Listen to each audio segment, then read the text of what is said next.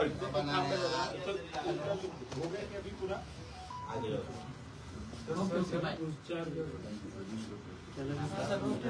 आज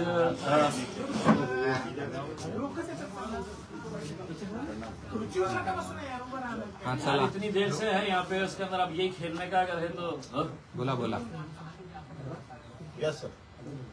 मी आपल्याला यासाठी बोलवलेलं आहे की माझ्या विरोधात अनेक पोलीस स्टेशन्समध्ये तक्रार देण्यात आलेली आहे।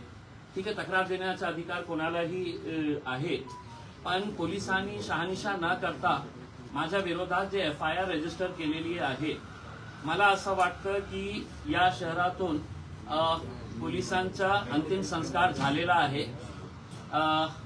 कारण जेव्हा पोलीस आपली ड्युटी ना बजावताना फक्त एका मंत्र्यांच्या दबावाखाली अशा प्रकारचे FIR रजिस्टर करत असेल तर ते पोलिसिंग नाही आहे, तर नेत्यांची गुलामी सारखी झालेली आहे।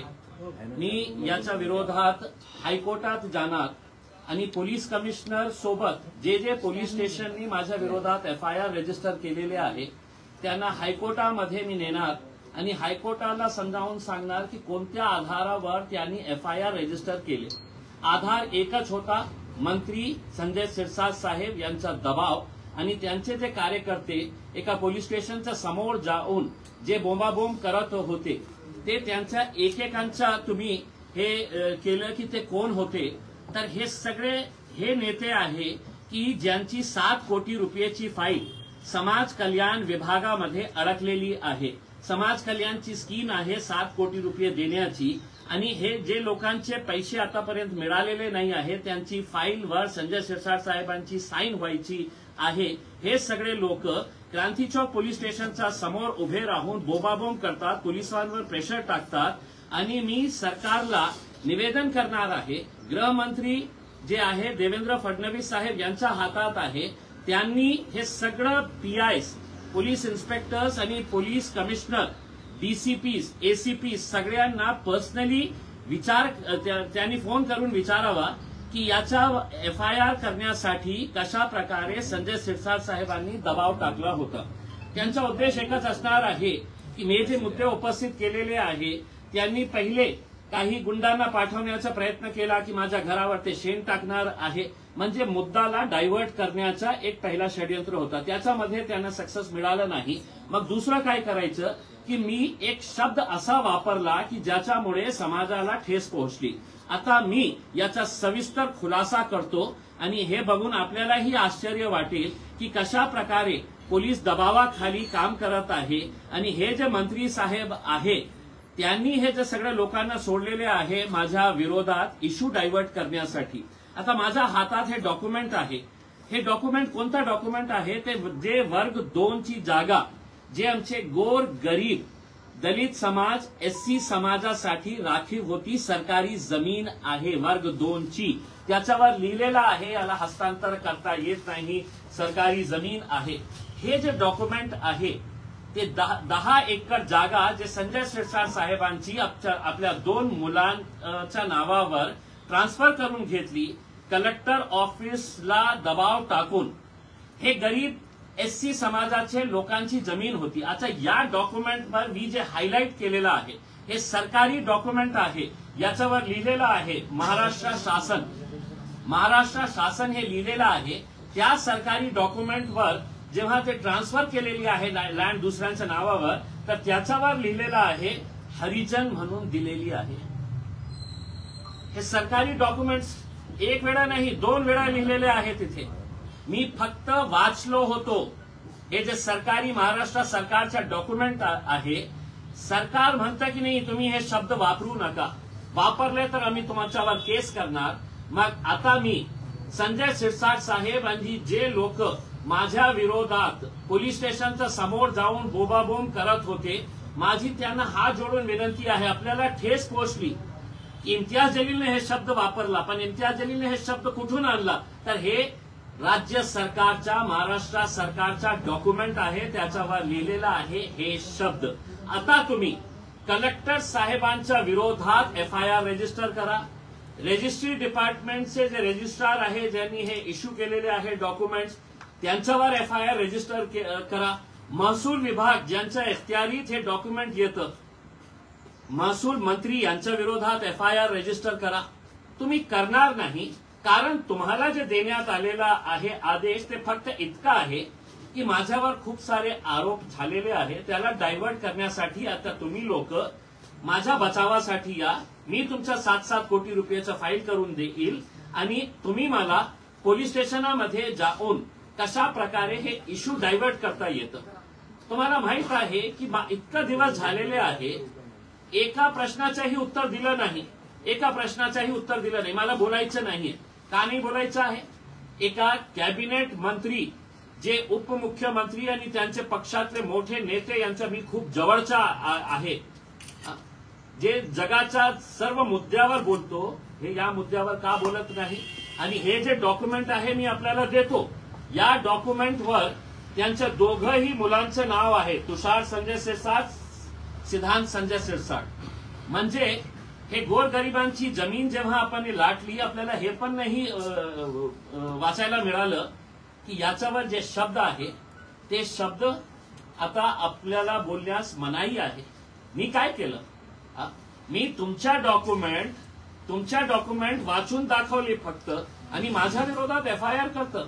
पोलीस कमिशनरांना मी सांगतो की साहेब, मला माहित आहे की पोलीस डिपार्टमेंट कशा रीतीने या पालकमंत्र्यांच्या खाली, दबावाखाली पोस्टिंगसाठीही हे माणूस ठरवतो की कोणता PI कोणता PSI कुठे जायला पाहिजे.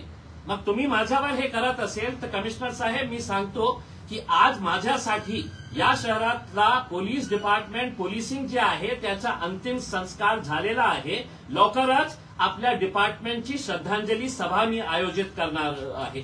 हे अशा प्रकारचे पोलिसिंग होत नाही की काही लोक 10-15 लोक जाऊन, तुम्ही एकदा मला विचारलं असतं, तुमचे किती ऑफिसर्सला मी सांगितलं होतं की साहेब माझ्याकडे डॉक्युमेंट आहे की याच्यावर हे लिहिलेलं आहे, तरी सुद्धा तुम्ही दबावाखाली, आणि फक्त यांच्या बाबतीत नाही तर जे पोलीस स्टेशनचे जे सिनियर PI आहे ते सगळ्यांना मी हायकोर्टामध्ये नेणार आहे आणि त्यांना विचारणार आहे की हे जे FIR रजिस्टर करण्यात आलेलं आहे ते बरोबर होता का नाही. संजय सिरसाटांचा दावा आहे की तुम्ही कोणाच्या तरी बोलण्यावरून सगळे आरोप करताय. ठीक आहे, बोलता धनी कोणतरी वेगळं आहे. मी ते ऐकलेलं आहे की मी कोणाच्या बोलण्यावरून, हे माझ्यासाठी एक सर्टिफिकेट आहे. माझ्यासाठी एक सर्टिफिकेट आहे की लोकांचा माझ्यावर विश्वास किती आहे, की इम्तियाज जलील कोणत्याही परिस्थितीमध्ये घाबरणार नाही, कोणत्याही परिस्थितीमध्ये मॅनेज होणार नाही. ते जे लोकांनी मला बोलवता धनी ते जे म्हणत आहे, ते समजा ते तसं झालं असेल की मला हे तो डोनाल्ड ट्रम्प कॉल करत असेल, मला नरेंद्र मोदी साहेब कॉल करत असेल, माझा देवेंद्र फडणवीस साहेब कॉल करत असेल, अजित पवार साहेब कॉल करत असेल, हे माझ्यासाठी एक मोठा सर्टिफिकेट आहे की या लोकांचा विश्वास कुणावर आहे की त्यांच्या पक्षातल्या लोकांवर नाही आहे, इम्तियाज जलीलवर आहे की हे माणूस हे धरला तर कोणत्याही परिस्थितीमध्ये सोडणार नाही. तुम्ही पोलिसांचा प्रेशर आणा, गुंडांचा प्रेशर आणा, जे काही करायचं आहे ते करा. आता त्यांचा हे जे प्रश्न आहे की मी माझा, ठीक आहे ना, ते समजा, मग मुद्दे काय आहे याच्या बाबतीत बोलण्यास तुम्हाला कोणी थांबवलेले आहे? तुम्ही सांगा, स्पष्टपणे सांगा तुम्ही की हे जे मुद्दे उपस्थित केलेले आहे, मी खरं आहे खोटं आहे, मी इम्तियाज जलीलच्या विरोधात काय करणार आहे. पण अशा प्रकारच्या पोलिसांचा दबाव टाकून तुम्हाला संजय सिरसाट साहेब हे समजत असेल की इम्तियाज जलील गप्प बसणार आहे, तर इम्तियाज जलील कोणत्याही परिस्थितीमध्ये गप्प बसणार नाही आहे. माझं जे मिशन आहे मी सुरू ठेवणार आहे. मी मुख्यमंत्री साहेबांना पत्र लिहिलेले आहे, मी गव्हर्नर साहेबांना पुन्हा एक पत्र कालच पाठवलेलं आहे की मला अपॉइंटमेंट द्या, आपण निष्पक्ष असेल तर मला अपॉइंटमेंट द्या, मी आपलं सगळे डॉक्युमेंट्स आपल्या हातात देणार आहे. मग कारवाई करायचं नाही करायचं हे तुमच्या हातात आहे. ठीक आहे, आता पुढे काय विरोधात या तुम्हाला नोटीस पाठवणार आहे, असं म्हणजे या सगळे तुम्ही खोटे आरोप करतायत आणि वकिलामार्फत बघा, मी असे नोटिसांच्या धमक्या नाही का, हे मागच्या जे सुभाष देसाई साहेब होते पालकमंत्री, त्यांच्यावर आरोप केलं होतं की किती कोटी रुपये त्यांनी चिकलठाण्याची जमीन, इंडस्ट्रीची जमीन हे बिल्डरांना देऊन, मोठ्या यांना देऊन ते पैसे घेऊन पळाले होते. मग त्यांनी सांगितलं होतं की मी त्यांना नोटीस पाठवणार आहे, कोर्टामध्ये नेणार आहे. आज 1 वर्ष झालेला आहे, मी वाट बघत आहे. आणि संजय शिरसाट साहेबांना आणि त्यांच्या पक्षाकडे तर इतके सारे वकील आहे. दुसऱ्या दिवशी त्यांनी पाठवायला पाहिजे होतं. दुसऱ्या दिवशी कधी पाठवणार आहे तुम्ही? मी आपल्याला 38 तासाचा वेळ देतो तुम्हाला. 38 तासामध्ये तुम्ही पाठवा मला, आणि कृपा करून पाठवा. तुमच्या वकिलांची फीस मला द्यावी लागणार आहे तर मी द्यायला तयार आहे, पण कृपा करून पाठवा. फक्त हे बोलू नका की आम्ही पाठवणार आणि कधीही ते नोटीस मला मिळणार नाही. आता इतके दिवस झालेला, वकिलांना इतका थोडे समय लागतात हे पाठवण्यासाठी. त्यांनी कोर्टात त्यांनी स्वतःहून गेलं तर माझ्यासाठी याच्यापेक्षा आनंदाची गोष्ट काही राहणार नाही आहे. नाहीतर तसंही मी त्यांना कोर्टामध्ये घेऊन जाणार आहे. त्यांनी पहल केली तर खूप चांगली गोष्ट आहे. आता मी आपल्या मार्फत त्यांना विनंती करतो, त्यांच्याकडे खूप सारे असे वकील पण आहे जे इलेक्शनच्या दिवशी त्यांचे पार्टनर आहे ना, अलायन्स पार्टनर जे आहे, डोणगावकर सारखे वकील पण आहे जे इलेक्शनच्या दिवशी आपल्या हे करत नाही होते की आपली वकिली करत नाही होते. ते लोकांना पैसे वाटून कशा प्रकारे लोकांना 1,500 रुपये वाटत होते. अशा प्रकारचे वकील आहे ना, त्यांना घ्या ना. हे लोक याच्यासाठीच आपल्या पक्षामध्ये आलेले आहे. यांची मदत घ्या आणि लवकरात लवकर संजय शिरसाट साहेब मला हे नोटीस पाठवा. आणि हे जे आहे हे डॉक्युमेंट, याच्या बाबतीत मी हात जोडून आपल्याला विनंती करतो, आपण आपल्या समाजाशी प्रामाणिक असेल तर कलेक्टरांच्या विरोध FIR दर्ज करण्यासाठी तुम्ही पहल करणार. पोलीस कमिशनरांकडे जाऊन हे जे डॉक्युमेंट महाराष्ट्र सरकारचं आहे, ज्याच्यावर स्पष्टपणे लिहिलेला आहे तो शब्द, आणि त्याच डॉक्युमेंटवर तुमच्या 2 मुलांच्या नावावर जे प्रॉपर्टी झालेली आहे, याच्या बाबतीत तुम्ही कलेक्टर रेव्हेन्यू डिपार्टमेंटच्या विरोधात FIR दर्ज करा. मग मी मानेल की तुम्ही खऱ्या अर्थाने तुम्ही समाजाशी जुळलेले आहे, तुम्हाला समाजाची चिंता आहे. पुढे काय पण आता मी वेळ मागितलेला आहे. मी लवकरात एक सोशल मीडियावर एक कॅम्पेन सुरू करणार आहे की माझ्या शहरातली पोलिसांचं हे निधन झालेला आहे, त्यांची शोकसभा आपल्याला लावायची आहे. कारण जेव्हा पोलीस अशा प्रकारचे धंदे करतात, आपल्या एका मंत्र्यांच्या बोलण्यावरून विदाऊट शहानिशा करतात, तर मी लवकरात त्यांच्या एक श्रद्धांजली सभा आयोजित करणार आहे. आणि महाराष्ट्रातून सगळे माझे चाहत्यांना आणि जे लोक अशा प्रकारचे जे बोगस फॉल्स केसेसमध्ये अडकलेले आहेत, त्यांना मी विनंती करणार आहे, जे मी ट्विट करणार आहे त्या ट्विटवर मी देवेंद्र फडणवीस साहेब, महाराष्ट्राचे डायरेक्टर जनरल ऑफ पोलीस आणि इकडचे आमचे पोलीस कमिशनर यांच्या विरोधात जे मी ट्विट करणार आहे, मी त्यांना सांगणार आहे पूर्ण महाराष्ट्रातून त्यांनी रिट्विट करावा. फडणवीस साहेबांनी आपला ट्विटर खोललं अकाउंट, तर त्याच्यामध्ये सगळं हा शहराची पोलीसचा निधन झालेला आहे, रेस्ट इन पीस मी लिहिणार आहे, तुमची आत्म्याला शांती हो, आणि तसा प्रकारचा आम्ही हे करणार आहे. मी गप्प बसणारा नाही आहे. कोणत्याही परिस्थितीमध्ये पोलिसांनी याचा खुलासा करावा की हे केस माझ्यावर फिट होतो का. जेव्हा मी सरकारी डॉक्युमेंट वाचलेला आहे, हे केस माझ्यावर FIR कोणत्या आधारावर करण्यात आलेली आहे याचा स्पष्टीकरण पोलीस कमिशनरांनी द्यावा. नाहीतर मी जसा एक कॅम्पेन संजय शिरसाटच्या विरोधात केलेला आहे, मी पोलीस कमिशनरांनाही आवाहन करतो की मी आपल्या विरोधातही, आपल्या पोलिसांच्या विरोधातही एक मोठं आवाहन, तुम्हाला जे काही नियमाप्रमाणे करायचे आहे करा, मी तयार आहे जे काही फेस करण्यासाठी. पण असे बोगस धंदे जे आहे ना, मी सहन करणार नाही कोणत्याही परिस्थितीमध्ये. आपण असं म्हटलं होतं की या सगळ्याबाबत यंत्रणेकडे तक्रार करणार आहात, म्हणजे ईडीकडे असेल किंवा इतर यंत्रणा ज्या आहेत, इन्कम टॅक्स असेल, त्यांच्याकडे केली आहे का? नाही केली. मी आपल्याला जे पहिल्यांदा म्हटलो होतो की हे परीक्षा आहे महाराष्ट्र सरकारची, देवेंद्र फडणवीस साहेबांची परीक्षा आहे की मी त्यांना हे सगळं स्टडी करण्यासाठी टाइम दिलेला आहे की तुम्ही याच्या बाबतीत गंभीर आहे का नाही आहे. आणि समजा मला वारंवार पत्र लिहून एक माजी खासदार एका मुख्यमंत्र्याला, महाराष्ट्र राज्याच्या मुख्यमंत्र्याला पत्र लिहितो की मला अपॉइंटमेंट द्या, राज्यपालांना मी पत्र पाठवतो की मला अपॉइंटमेंट द्या, मी येऊन तुम्हाला सगळं हे डॉक्युमेंट तुमच्या हवाली करतो, तुम्हाला समजावून सांगतो हे काय काय आहे. आणि तसं काही दिवसानंतर मला कळलं की नाही, हे गांभीर्य नाही आहे याच्या बाबतीत, हे मला वेळ देणार नाही. मग स्वाभाविक आहे त्याच्यानंतर माझ्याकडे दोनच पर्याय राहतं. एक म्हणजे एजन्सीजकडे जाण्याचा. एजन्सीज म्हणजे एन्फोर्समेंट डायरेक्टोरेट, सीबीआयच्या अँटी करप्शन विंग आणि तिसरं इन्कम टॅक्स डिपार्टमेंट. हे सगळ्यांकडे मी डॉक्युमेंट सहित सगळ्या पुराव्यासहित त्यांना देणार. आणि समजा तुम्ही मला प्रश्न विचारण्याचा अगोदरच म्हणतो की एजन्सीजनेही काही काम केलं नाही, तर संजय शिरसाट साहेब तसंही मला नोटीस देणार आहे. मग कोर्टामध्ये आम्ही फाईट करू. पण 2010 साली सुप्रीम कोर्टाच्या 2 बेंचनी तो शब्द सरकारी पातळीवर असेल किंवा सामाजिक जीवनात असेल, हा वापरू नये, वापरला तर त्याच्यावर कायद्यानुसार कारवाई होईल अशा पद्धतीची तरतूद केलेली आहे. तुम्ही जो डॉक्युमेंट आता बघताय भूमी अभिलेख, त्यावर तो शब्द आहे, पण तुम्ही स्वतःहून ह्याच्याबद्दल तक्रार करणार की हा शब्द वापरताय, सरकारला सुद्धा वापरता येत नाही आणि सरकारने तो वापरलाय. नाही, सरकारने हे शब्द वापरायला नको. मग हे डॉक्युमेंट कुणाचं आहे? हे डॉक्युमेंट संजय शिरसाट साहेबांच्या मुलाचा डॉक्युमेंट आहे. याच्यावर महाराष्ट्र राज्य लिहिलेला आहे, महाराष्ट्र शासन लिहिलेलं आहे, सरकारी डॉक्युमेंट आहे. मी फक्त याच्यातून वाचलं तर इतकं आपल्याला त्रास की नाही, हे झालेलं आहे, ते झालेलं आहे, मोर्चे आणि हे काय बोमाबोम पोलीस स्टेशनाच्या समोर. आता हे माझ्यावर एफआयआर केले ना, मी फेस करेल ना, मी सगळ्यांना कोर्टामध्ये नेणार. पण जसा तुम्ही माझ्यावर केस केलेला आहे, मी संजय शिरसाट साहेबांना सगळं माझ्याकडून का अपेक्षा करतात?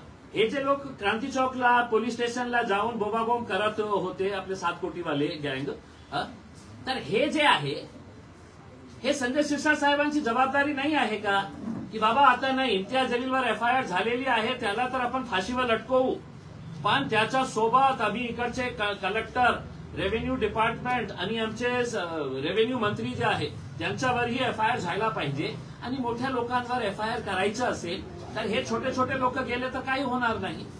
मोठ्या माणसाने जावं लागणार आहे की कलेक्टरच्या विरोधात एफआयआर करायचं असेल तर त्यांनी स्वतः जाऊन आपल्या समाजाला न्याय द्या आणि एकदा सिद्ध करून टाका की मी माझ्या समाजासाठी किती बांधील आहे आणि किती प्रामाणिक आहे.